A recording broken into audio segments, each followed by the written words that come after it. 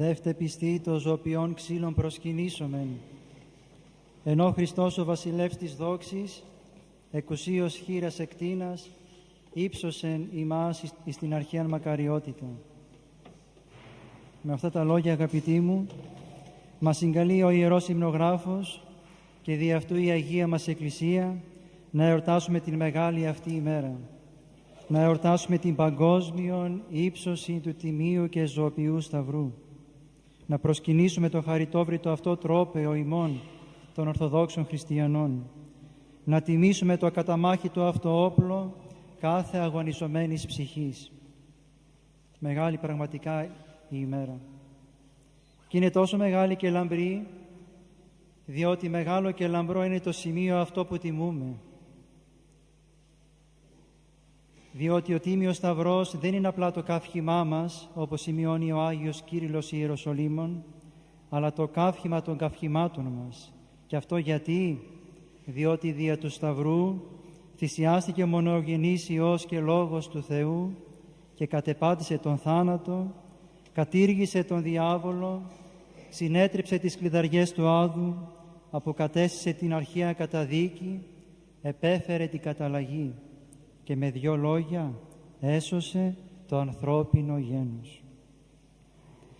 Τότε στην αρχή της δημιουργίας είχε δώσει ρητή εντολή ο Θεός να μην δοκιμάσουμε από τους καρπούς ενός μόνο δένδρου του παραδείσου, του δένδρου του γινώσχη καλών και πονηρών. Ήθελε ο Θεός με αυτή τη μικρή υπακοή μας να θέσει ένα σημάδι της αγάπης μας, αλλά και της εξαρτήσεώς μας από τον ίδιο. Όπως και πάντοτε θέλει να τον αναζητούμε και να κρεμόμαστε από πάνω του για να ζωογονούμαστε. Τότε όμως βρήκε ευκαιρία ο αρχαίος Όφης, ο παμπώνηρος εχθρός του ανθρωπίνου γένους, ο διάβολος, και μεταχειριζόμενος την ιδεχθή και αποτρόπαια μέθοδο της νοθείας, κατάφερε να μπερδέψει τους πρωτοπλάστους, με αποτέλεσμα να δοκιμάσουν από τους καρπούς αυτού του δένδρου. Τότε ήρθε το τέλος μας. Ήρθε ο πνευματικός μας θάνατος. Αντιληφθήκαμε ότι είμαστε γυμνοί της Θείας Χάριτος. Έντρομος ο Αδάμ έτρεξε να κρυφτεί από τον Θεό που έως προολίγου συνομιλούσαν με ζηλευτή παρησία. Τι άλλαξε ξαφνικά? Μπήκε ένα τείχος ανάμεσά μας, το μεσότυχον του φραγμού, δηλαδή η αμαρτία, η ανυπακοή, η αυτονομία μας. Ελπίζαμε ότι θα γινόμασταν θεοί. Ελπίζαμε ότι θα μπορούσαμε να σταθούμε μόνοι μας χωρίς την Θεία Βοήθεια. Πιστεύαμε στις μηδαμινές μας δυνάμεις και προσπαθήσαμε ή μάλλον τολμήσαμε να απεμπολίσουμε τον πλάστη μας. Δεν καταφέραμε όμως απολύτως τίποτε. Το μόνο που προσθέσαμε είναι ο θάνατος, η αμαρτία, η αδυναμία μας μπροστά στον διάβολο. Το αποτέλεσμα, Αδάμ του παραδείσου διώκεται, τρυφής μεταλαβών παροίκος. Έχασε ο Αδάμ και η Εύα τον παράδεισο. Χάσαμε όλο το ανθρώπινο γένος στον πανεφρόσιμο παράδεισο. Αλλά ο Θεός όμως δεν ανεχόταν να βλέπει σε αυτό το κατάντημα το πλάσμα Του. Και τι έκανε? Ότε ήρθε το πλήρωμα του χρόνου, σημειώνει ο Απόστολος Παύλος, εξαπέστειλεν ο Θεός τον Υιόν αυτού, γενόμενον γυναικός, γενόμενον υπονόμου, ή να την υιοθεσία να απολάβομεν. Έστειλε ο Θεός τον Υιό Του, τον Κύριό μας Ιησού Χριστό, ο οποίος έλαβε σάρκα και οστά στην πάναγνη κοιλία της Κυρίας Θεοτόκου και ως νέος Αδάμ ήρθε να αποκαταστήσει τη σχέση του Θεού με τον άνθρωπο. Και για να το επιτύχει αυτό έπρεπε να γίνει και ο ίδιος τέλειος άνθρωπος. Ήταν και είναι τέλειος Θεός και έγινε και τέλειος άνθρωπος. Και αφού έγινε τέλειος άνθρωπος, ξεκίνησε το έργο της σωτηρίας μας, να επανορθώσει το κατευδοκίαν θέλημα του Θεού, που είναι να συναναστρέφεται με εμάς τους ανθρώπους και να μας σώσει. Γι' αυτόν ακριβώς τον λόγο γεννήθηκε ταπεινά ο Κύριος, διώχθηκε, βαπτίστηκε, χλευάστηκε, έπαθε, σταυρώθηκε, δηλαδή θυσιάστηκε, για να σηκώσει, για να πάρει επάνω του το βάρος της αμαρτίας όλου του κόσμου. Και όλα αυτά γενόμενος υπήκος μέχρι θανάτου στον Θεό Πατέρα του. Ο Αδάμ στην αρχή της δημιουργίας αποδείχθηκε ανυπάκουος. Ο Κύριος, ο νέος Αδάμ, έπρεπε να γίνει υπήκος. Ο Αδάμ δοκίμασε από το δένδρο, από το ξύλο της γνώσεως και διώχθηκε από τον παράδεισο. Ο Κύριος, ως νέος Αδάμ, έπρεπε πάλι δια του ξύλου να μας εισάξει στον παράδεισο. Ξύλο γαρέδι το ξύλον ιάσασθε και πάθη του απαθούς τα εν ξύλο λύσε πάθη του κατακρίτου, σημειώνει ο Ιερός Υμνογράφος. Μεταχειριζόμενος δηλαδή πάλι το ξύλο, έπρεπε ο Κύριος ως νέος Αδάμ να θεραπεύσει τα παθήματα του ανθρωπίνου γένους, τα οποία προήλθαν από την γεύση του καρπού του ξύλου της γνώσεως. Και ποιο είναι αυτό το ξύλο που χρησιμοποίησε ο Κύριος? Το ξύλο του Σταυρού.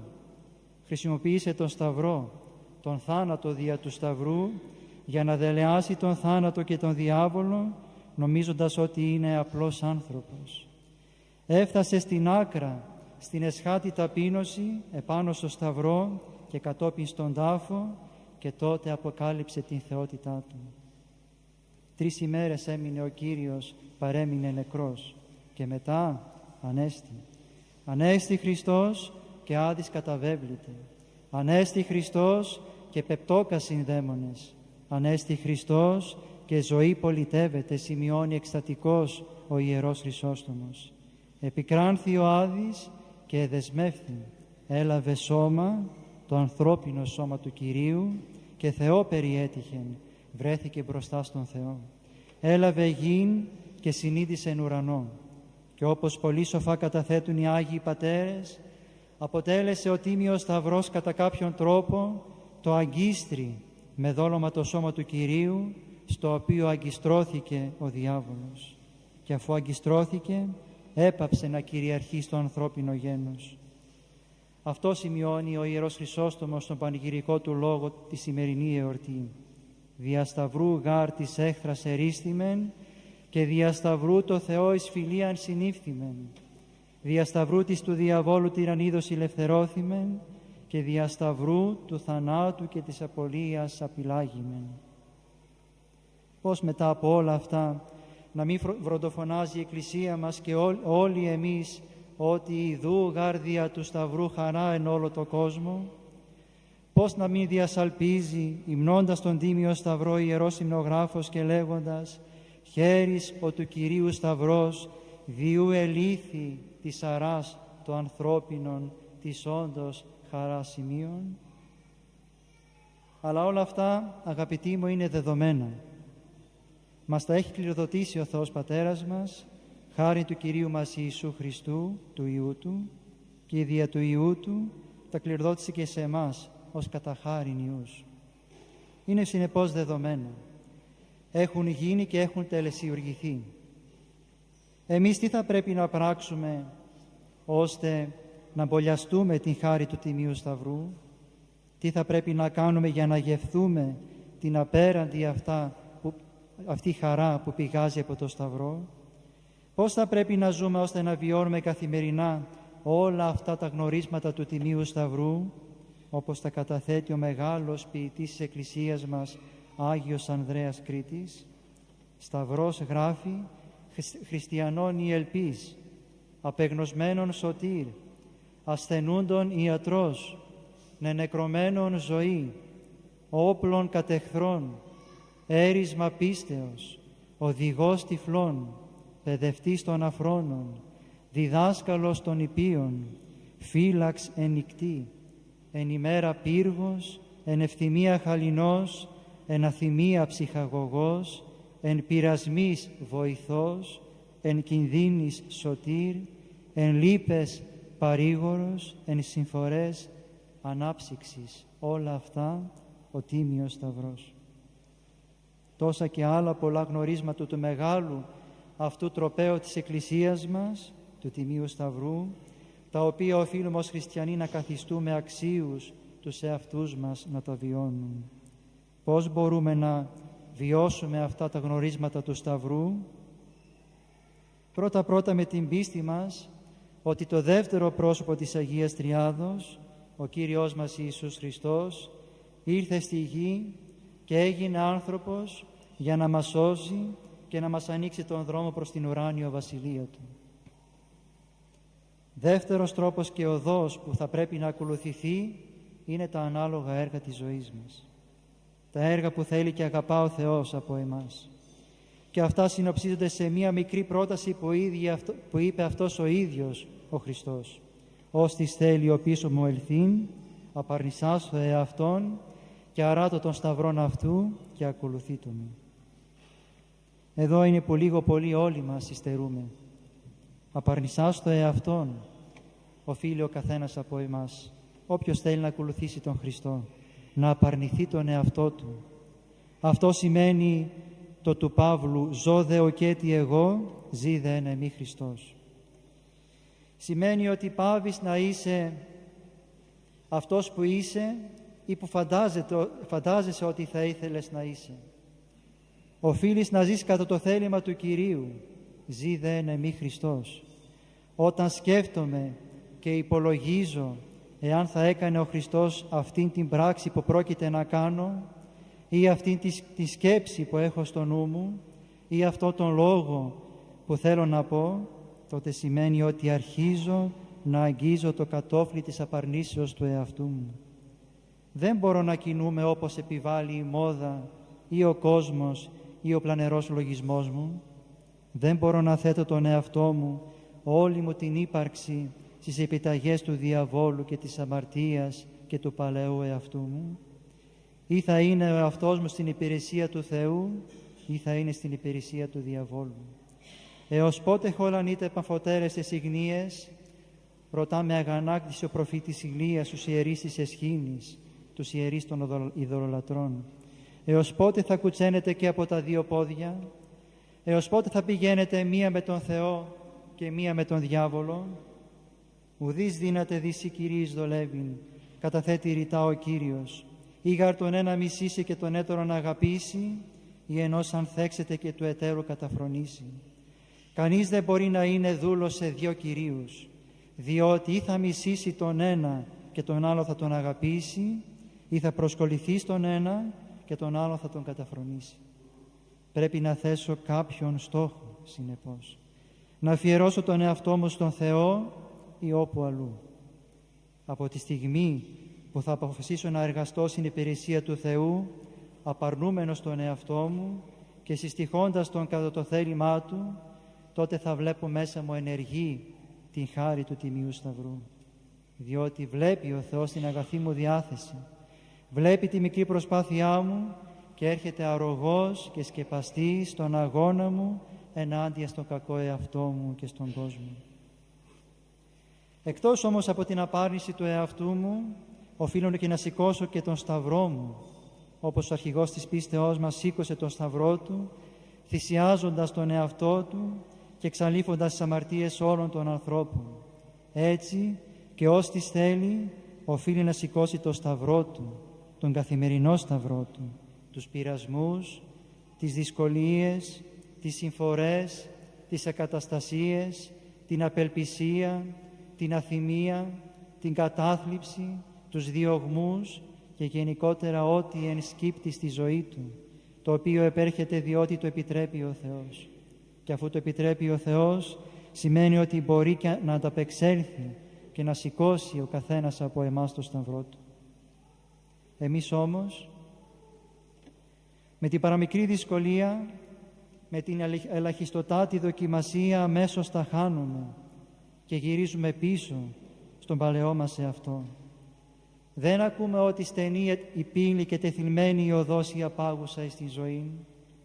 Δεν θυμόμαστε την διαβεβαίωση του Αποστόλου των Εθνών Παύλου, που είπε μετά τον δρυμύτατο λιθοβολισμό του στα Λύστρα από τους ομοεθνείς του Ιουδαίους, τον λόγο του δια πολλών θλίψεων δι ημάς εισερθήν εις την Βασιλεία του Θεού. Αυτό σημαίνει άρση του σταυρού μας. Μη περιμένουμε κάτι άλλο. στην καθημερινή μας ζωή περνούμε πολλές στιγμές κατά τις οποίες μας δίνονται αφορμές να απαρνούμαστε τον εαυτό μας και να σηκώνουμε το σταυρό μας. Κάθε ημέρα. Από το πώς με μίλησε ή με κοίταξε ο πλησίον έως κάποιο ατύχημα. Από τον λίγο κόπο για να προσευχηθώ το πρωί και το βράδυ έως τον αιματηρό αγώνα να αποφύγω οτιδήποτε θα με οδηγούσε στην αμαρτία. Αυτός είναι ο αγώνας ημών των χριστιανών. Οι δε του Χριστού την σάρκα εσταύρωσαν συν τη παθήμαση και τις επιθυμίες.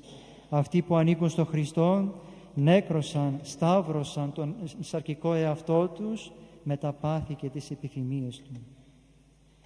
Εάν αγωνιζόμαστε κατά αυτόν τον τρόπο, τότε θα βλέπουμε εναργώς την δύναμη του τιμίου και ζωοποιού σταυρού να ενεργεί μέσα μας.